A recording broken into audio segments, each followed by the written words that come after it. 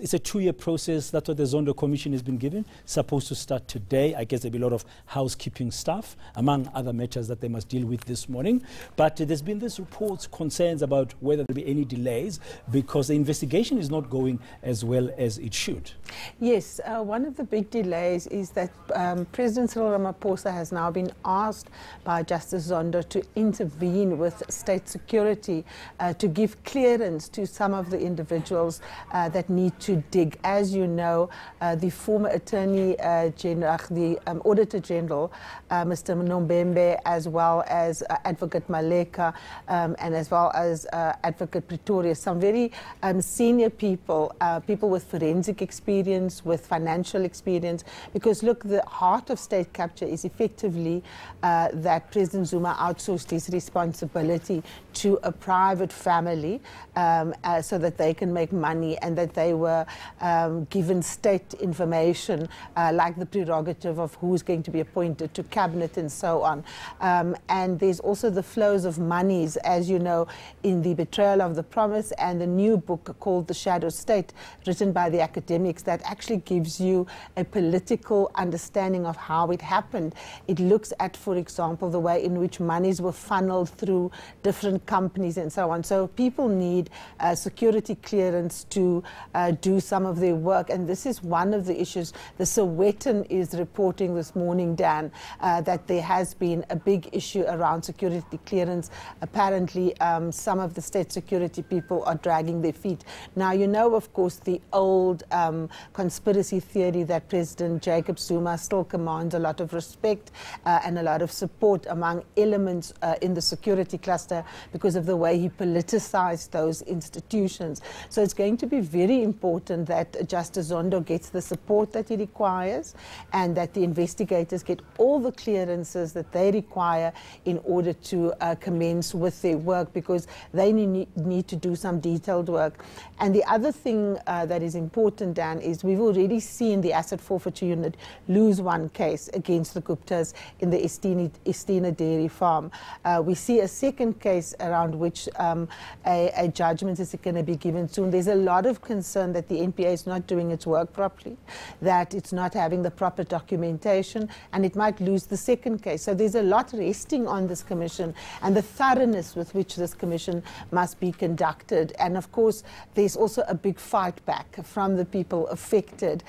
So these technical problems, these logistical issues, these possible delays need to be sorted ASAP because President Ramaphosa is under pressure to initiate the processes that will actually bring to book the people who stole from the state close to what some people call 100 billion rand. Yes, and the next 2 years are going to be very interesting. It gets going today. We expect, according to what we've seen, some witnesses after some housekeeping. We don't know if they'll be on today. People like Mcebisi Jonas, Feki Mentor, and also a name we haven't heard much of, William Atebula, who was acting chief procurement officer, and Pumla Williams, who used to be in the government communication sectors. I mean, those kind of testimonies to kick off, how important will they be in your view?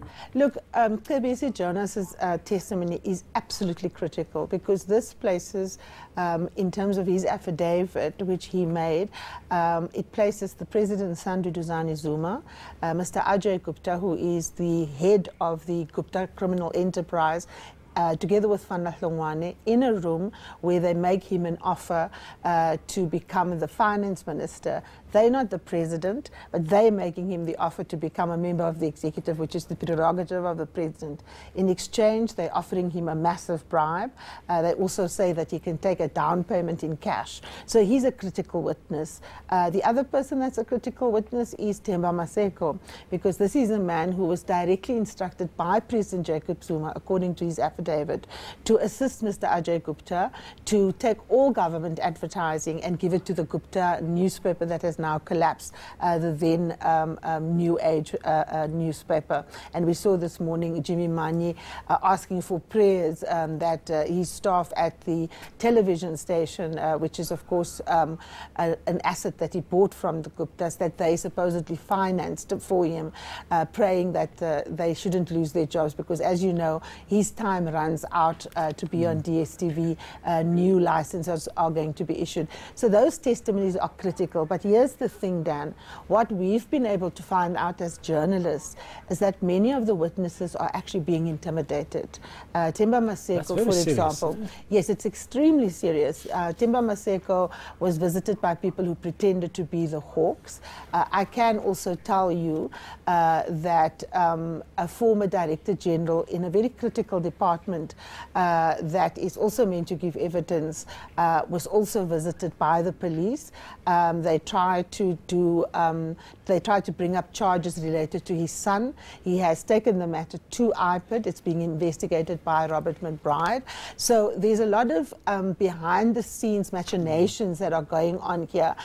People are trying to disrupt this commission. They're trying to derail it. And of course, now we have the issue of the security clearance. So South Africans and civil society need to be critically vigilant. Feki Mentor makes this appeal this morning that everything needs to be watched with a very beady eye, because if people are going to be interfered with, if they're going to be harassed, if they are going to be intimidated, then of course we're not necessarily going to get to the truth in this commission, and that's the reason why this commission must be established. It's very important that we get down to the truth. It's going to be a long 2-year road, a lot of vigilance, as you said, and hopefully there'll be no serious delays. Thank you very much, Karima, Pleasure, Dan, for your insights. As usual, that's Karima Brown, a political analyst with us. She's also the host of The Fix on Sunday nights here on ENCA.